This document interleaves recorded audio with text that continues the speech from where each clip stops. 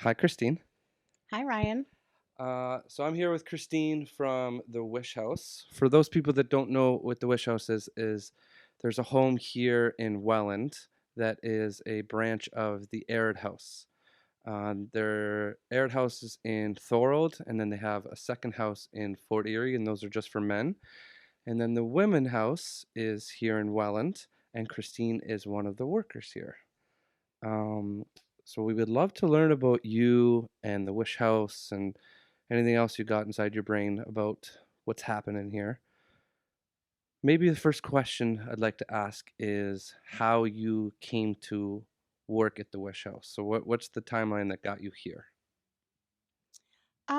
So I went back to college and graduated in 2010, and I wanted to move out of this area because there wasn't a lot of job opportunities. So I You lived here. You lived in Welland? I lived in Niagara Falls. Okay. So I submitted my resume to Arid 2 years before I ever got an interview, because there was no position. I just wanted them to have my resume. And I got a call and had an interview, and it'll be 5 years in August. So you went to school for addictions counseling? Yes, I did. I went to college twice. So the second time I did addictions counseling, the first time I did community and justice services at Niagara College. I've seen like at the other houses students and interns and stuff like that, Mm, and we have a student here right hmm now. Um, was that on the radar first? Did you go somewhere else, or is this your first experience with addictions? Not at all. So when I was in Welland at Niagara College, I did my placement at Wayside Oh, House in nice. St. Catharines. Yep. And then Is Wayside just men, or is it men and women? just men. Yeah. And then when I went to school for addictions counseling, I did my placement at Jean Tweed in Toronto. I moved up there just for the placement. And I knew after working with men and children at the Boys and Girls Club, I knew that women is where I was meant to be, to help. Why? Why? Yeah. What made what was what threw you off about the men that said I would rather work with women? Nothing threw me off. I just knew that, um, I've always been really confident, um, for as long as I know. So I just knew I could help, you know, women, knowing that I'm confident in myself Oh, I and see. showing. You enjoyed the experience with the men, Mhm. and you said, if I get the opportunity, I really liked this experience. If I get the opportunity, I think I'll kill it with women because you're a woman. Yes. Yeah, yeah. And just, yeah, just having confidence in myself and always trying to improve in myself, just kind of, knowing that I am able to help other women that maybe need a little bit of help in that area. And, here's the perfect place. Okay, so you got hired in what year at Wish? 2018. 2018. So you've been here 5 years. So 5 years ago, you came in on week one. Who was your manager, supervisor, superior? And what was that first week like? So, my first day, I was only thinking that I'd be here for a couple hours, because I got hired like part time when I first started, and Sandy had to run an errand, for probably the summer sizzle that was like 2 weeks from then. So I was here alone, for a couple hours on my first day. I remember coming here, like the first 10 minutes of being here. And I can hear Sandy like, "Oh, you'll be fine. Just hang out." And then you're thinking like, "Am I gonna screw up? Am I gonna Yeah. say something and this lady goes out Yeah. and relapse because it's my first day and I screwed up?" Um, I didn't think that Okay. of myself just because I've been around, women, in recovery before working at Jean Tweed. Yep. So, no, but I just remember having only worked at, treatment centers. So this is obviously a little different. It's more, this is good for people that have been to treatment and, want something after. And just, I remember like, oh, we have hand sanitizer out. And, Yeah, it's a little bit stage two of recovery. Like where stage one mhm. is the waist size and the detox. And Yes. if they're coming off with the shakes, or they've come out of a house and they just need that alcohol and the sanitizer or the scope or whatever, they're gonna drink it. But here they've gone through stage one. Mhm. So like if they are drinking the hand sanitizer, that's not because they're coming down on the shakes. It's deeper problems, and you probably need to go back to the first stage and figure that stuff out again. Like that's not the I style. just Yeah, wasn't it was different. aware that, hand sanitizer was readily available. Same with coffee. Coffee was a little Ah, bit limited where it was decaf, or now we have caffeine here. So just a little different. because at the detox, they don't want you replacing one Hmm. addiction for another, so Hmm. they just make it simple. Hmm. But here, drink the coffee. Yeah. Yeah, sweet. I stumbled on a question when I was joking about you spending a couple hours here alone. Do you ever come to work or ever have those thoughts? Am I saying or doing something that would make someone leave here? Like, do those fears come into play? Being employed to help people not relapse. Do the fears come in that you might cause that or could have prevented it? Do you understand my question? I understand your question. I'm a very empathetic person, and after having been here almost 5 years, I realized not to take anything to heart and just do my best, our best, being here for the ladies and just helping guide them, even if it's for a short time. What would you just say to a student right now that's working on addiction services that have those thoughts? Um, with time, you'll realize that um, your role can be beneficial just to be in someone's life, even if it's for a short time. Mm, And, you know, be empathetic, but don't take things to heart too if things don't work out. Because not everybody balance. chooses recovery at the end of the day. And that's what we are, abstinent based recovery. Cool. Um, okay, so you're here week one, you start working. What are the roles that you're given as an employee here at Wish House? Maybe in like your first 3 months, what are the type of roles that you're thrown into right away? Just learning how to be here because I started part time. So a part of me being here was learning how to grocery shop. And then now I take the ladies once a week, get the food for the house with one of the ladies and just kind of teach them like that life skill of maybe, what to look for in the grocery store, how to find if something's ripe or if you don't need it for a little bit, how to save money, how to maybe use a coupon, a price match, and how to say maybe we'll wait until it drops in price and we'll get this instead. I know it sounds simple too, but probably the biggest feedback I hear from the Wish women is like, I forgot how to spend money. I forgot how to go grocery shopping. Like I know I was going to Wish to be in a safe place, but Mhm, like that's the one that comes out a bunch. Like I didn't expect they would reteach me how to do groceries, mhm. and like yes, yeah, and I've seen the effects years later, and it's pretty cool. Um, so those are the obvious roles: taking care of the house, teaching new life skills, having meetings. Um, what are some things that you? What were some roles that you took on a little later once you got used to living here? So I do like the fire safety for the house and barbecue training, showing the ladies how to use a lawnmower if they've never used one before. Some, really haven't had those life skills. Maybe they lived in an apartment building or never had to worry about doing something like that before coming here. So just showing them how to be strong, independent women. Hmm. Um, 5 years is a long time to work at a house that has women coming and going. How many do you think you've seen in the last 5 years live here? Um, well, not everybody completes the program that lives here. So So how many do you think have completed the program and how many do you think have not? 100, 1,000, 20? I would say 75 ladies in my time have completed the program. Uh-huh. And then maybe like another 75 came and either couldn't grasp being here, didn't want to be here. And like the door locks from the outside, right? So they're not locked in here if they don't want to be here, if they The don't want to choose recovery. the door locks from the outside. You can leave anytime you want, Hmm. but you're safe. Hmm. Um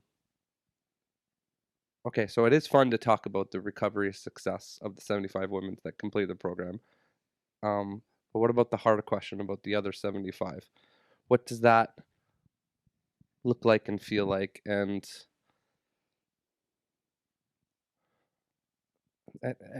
can you share anything about that? Because that's always the harder thing to talk about.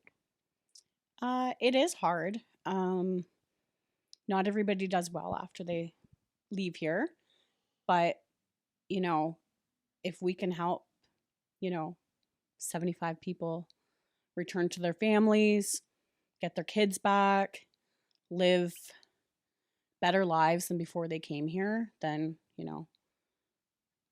that's everything we need to do. Unfortunately, sometimes ladies don't choose recovery. Some people do pass away after leaving here if they decide not to stay in recovery. But, you know, at least they had that little glimpse while they were here. Hmm. For the 75 success stories, what did they do right? They stayed when it got hard. Does it always get hard? Yes. Okay. So it's Yes. gonna get hard, Yes. and then they stayed. Yes. For how long? So our average stay is 3 to 9 months. So, normally people struggle from month 1 to 3. And if they make it past that struggle, and maybe if they're having a hard time getting along with someone in the house, Mm. or they're really hesitant with their 4th step and completing What's the that. 4th step? So we do, we're I 12 know what step. the 4th step We're is, but what's the 4th step? So we're 12-step based here. Uh-huh. And the ladies complete their work on completing their steps while they're here. So the 4th step is just getting out all your resentments and writing things down on paper. And for a lot of ladies, it takes a little bit of time, and it gets hard for some ladies where they aren't up for the challenge yet, or um, just choose to maybe not be here. So they hit that 1 month, 3 month wall. Mhm. It got hard.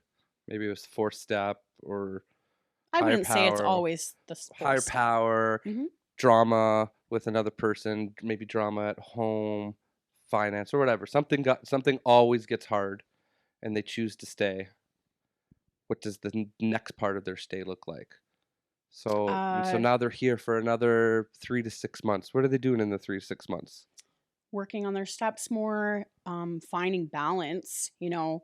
Recovery isn't 24/7 at every moment of the Mm, day. mm. Maybe like getting to the gym, getting a hobby, volunteering, getting a part time job. These things that these ladies do that helps um, You get guys, over that hump. you guys have a deal with one of the gyms in Welland? Is that still a thing?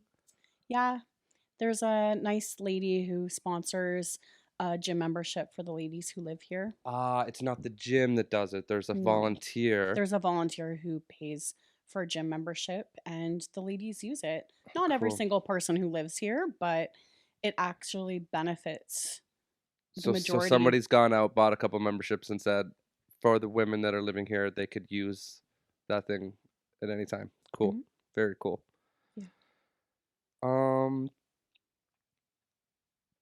so resident comes here, they do their 6 to 9 months. They're coming up on their last couple weeks. What are your conversations with them in those last couple weeks? And then what's the goodbye like? And what's the follow-up like? So we always, do a care plan while they're here, but when they're leaving, just kind of having things set in What's a place. care plan? So we do a care plan. We get to kind of get some goals out for them, what they need to do while they're here. Because, 3 to 9 months can be a long time if they're just working on their steps and going to meetings, right? Like maybe they want to learn to cook better, maybe they want to volunteer, or maybe they want to get a part time job. And then, all these things are set in place while they're here. And when they're leaving, having an exit plan and helping them, just talking about some scenarios of creating balance when they leave. Um, yeah, having a little party. we Oh, there's a party like on the final day? normally a few days before we'll have maybe a lunch or a dinner, and if they like a certain item, uh, we'll try and help with Okay, that. tell me about this party. So right now we're on the second floor of the Wish House. We're in Mhm, like kind of one of the common mhm, areas. There's some residents downstairs right now. mhm. Sandy's behind the camera, just Mhm. smiling at us. So party happens in this area, Yeah. and so like they're in their last week. We're let's give them a positive goodbye. Are you giving them like a medallion or a certificate or hugs or telling Um, stories? yeah, stories, what they enjoyed about here, what was hard for them here, and just taking time to celebrate and have, maybe cake, or if they like scalloped potatoes, or if they like cotton candy. I got a story about cotton candy. Tell me the story about cotton So candy. there was a lady that was just finishing up doing day treatment at Casson. So there's a resident here. Was, There yes. was a resident Yep. here. She was doing day treatment. So Casson, what does Casson stand for again? Community and Addiction Services of So Niagara. they're in St. Catharines. Yeah. Casson is awesome. So you guys work Yeah. closely with Casson. I know Hmm. some people that Yes, work we there. do. She's doing day treatment there. Hmm. So she leaves the Wish House, goes does day treatment there, comes home, and so she's about to have her celebration. Okay, cotton candy, go. So she was graduating Casson day treatment, Ah, and cool. 4 weeks of hard work. We see a lot of girls grow in that time, and I was so excited to make cotton candy, and I made it like 3 hours early, and it like didn't look like cotton candy by the time she got home. Ha- what you got a cotton candy machine, or you can I make it? had one at home. Okay. I brought the items to make it, but I was just so excited, and it didn't look like cotton candy when she got home. But the thought was there, You and know, some of the probably other cuter. girls got to enjoy the cotton candy while it still looked like cotton candy. Um, and it was just, you know, that's the bonus of like being here. Like we like celebrating these moments with these ladies. Hmm. They finish day treatment. They get a job interview. They get a job. They get a volunteer experience. They complete their steps. They get a sponsor. We're a part of that. We get to celebrate that with them. And it's beautiful. And I was just overly prepared that day with cotton candy. And they get a sponsor where? What programs do you point them in the direction, or do they have to do certain programs when they're here? So they work on the 12 steps while they're here. Which 12 steps? So we do the NA Uh steps, huh. Narcotics Anonymous Mhm. steps with them. Mhm. And yeah, we have a lady that comes and volunteers their time once a week to help them through that, kind of like a temporary sponsor. Yep. But, as time goes on here, as they meet more people in the rooms, um, we encourage them to get people's numbers, go out for coffee of the same sex. So women seeking women. Yep. And, if we know of anybody in recovery that might be beneficial for them because we might know them or know about them, and obviously know the ladies here through building rapport, and kind of maybe say, oh, you know, have you talked to so and so? Maybe go out for a coffee with them. You know, they they're very similar to you in more ways than you can find out. So celebration happens. Cotton candy, cake. I don't know. They like pierogies. You guys made make pierogies. Whatever the case. Hmm. Um, Fun, and then they go off into the world. Um, are you just staying connected with the ones that you gained a friendship with, or the ones that are close by, or is there like a big aftercare program? So we don't have an aftercare program officially or yet, but we do stay That's connected. Sandy in the background saying yet. Okay. But we Stay tuned. do stay Yeah. tuned. Da, da, da. We do stay connected to a lot of ladies that have been here. So you've seen 75. How many do you see the 75 walking around, and or do you have coffee with or check in on and all that? Like that number gets really big, and it's like, let's say you do your full career here, that number turns into hundreds of women. Um, and I know, like, what I know about you is you connect your heart to these women. Is it weird when you start forgetting about some of them and you run into them? Has that happened yet? Normally they stay connected to us some way, somehow. Hmm. We were having a women's meeting on Wednesday mornings here at the house. During COVID, kind of threw a loop through that, but we do plan on starting that up in the warmer weather outside again. They come to these meetings, they may have lived here a few years ago. They come just to enjoy the meeting and, say hi and maybe what's going on with them. And it's nice to see. Nice. How long do you see yourself working here for? Until retirement. Until retirement? Yeah. Yeah, you love it that much. Mm-hmm. If you could change anything about the Wish House, what would you change?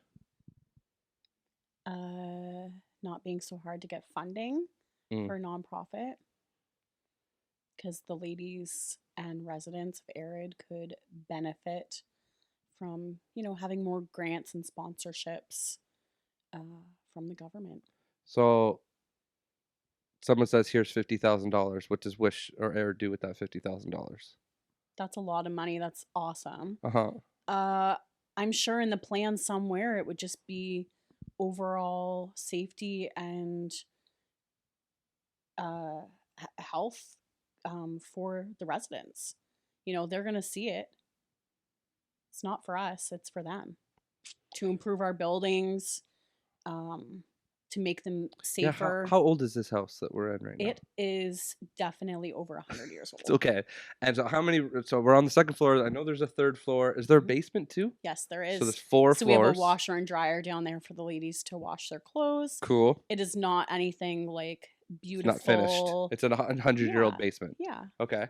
And then middle floor has the living room and the kitchen and the walkway. Is there any rooms in the middle floor? There's 3 bedrooms downstairs. Oh. And then on this floor, there's 3 bedrooms. So I've never walked anywhere near the bedrooms, so I can only picture the 2 rooms. Mm-hmm. So there's 3 bedrooms downstairs. How many bedrooms up here? There's 3 bedrooms up here too. And then the attic is not a bedroom. That's just like a hangout place. So we have our office up there because we can't have bedrooms up there because there wouldn't be a correct fire route to get out. Mm-hmm.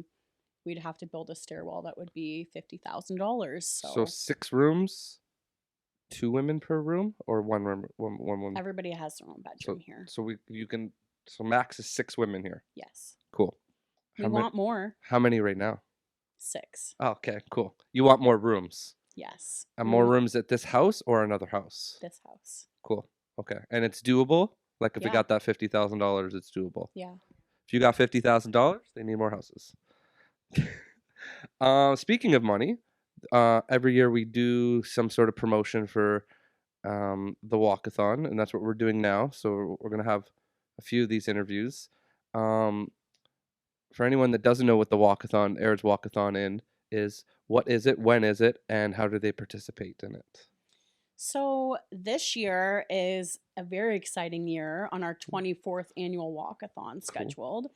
It's going to be on May 27th, Saturday morning. Mm-hmm. The walk is from 10 a.m. on till like 11, and then come back to the Wellness Center in Welland. So where do they start and where do they finish? So they start at the Wellness Center in Welland. On the canal there. On the canal path. Yep. There's a 5 kilometer route and a 10 kilometer route. Cool. And then after they get back, they can So have go some. down the canal, cross the bridge, come back. Yep. Come back to the wellness center. Yes. Uh-huh. And then we have some light refreshments and some food and snacks after. And we're going to be in person again since 2019, Right. 2019, 2018, Yeah. 2019. Something happened around 2020 that was Yes. weird. I don't know what happened there. Blacked the whole thing out. Yes. So whether they're participating in the walkathon or supporting it, what are their options? So they don't have to come in person if they can't make it on that day. That's for people that want to collect a pledge sheet, do the walk, come for an Arid t-shirt if they raise over $40. And or you can do it online. In the whole month of May, we're going to do an online portion like we did the last 2 years, just online. Where if you have friends or family that live out in Nova Scotia, they can, pledge a little bit of money if they have any and do the walk there. And we want to see pictures, videos, get together as a group, a family, walk with your spouse, walk with your child, walk with your dog. Right. So a little bit what we learned in the Zoom era, like you can do it on your own and then send in video content and Yeah, everything. absolutely. I was And we want that. I was watching a TV show last night and there was a scene where he's going into this thing and it says pay what you want and he's like, well, is it $20 or $5? She's like, I can't tell you, like it's pay what you want. He's like, well, just tell me what everyone else pays. And that's always a hard thing, like, should I donate $20 to the walkathon? Should I donate $100? Am I being rude to donate $100? Am I being rude to donate $20? What are your thoughts on what people, what do people normally donate, and like what for the average person that has $20 to spare or has $100 to spare? What's a normal donation from a average person? So it depends if you want to like raise money, like getting like a pledge sheet and or getting a team and raising money, or if you're individual on your own. But it's whatever you can help our Arid residents out Cheap as. answer. What should someone donate if they have, like, is $20 a weird donation? Is $100 a weird donation? Are those We appreciate anything for these residents and future so residents. diplomatic of you? Yeah, if everyone could donate $100, it would make a really big difference around here. I've seen it. I've been here 5 years. I've seen the amount of money it takes to keep a house like this afloat and the things that come up. Cool. Um so what does the next 10 years at Wish feel like for you? What do you imagine? For myself, just Yeah. keep learning and growing because, we always say we haven't seen this before and it always comes up. Um, New people, new situations. Sandy and I have a really good rapport together. You and who? Sandy, Oh, my Sandy. coworker, my manager. Nice. We have a good rapport. So just helping as many ladies as we can.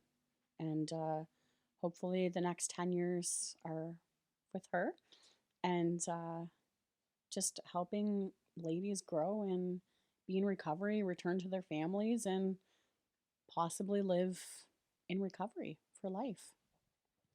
Uh, that was awesome. Thank you for spending time to talk about Wish and the walkathon.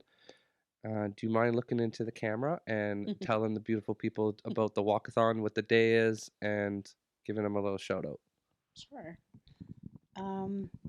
So this year we have our walkathon. It's May 27th, a Saturday morning, in person at the Welland Wellness Center.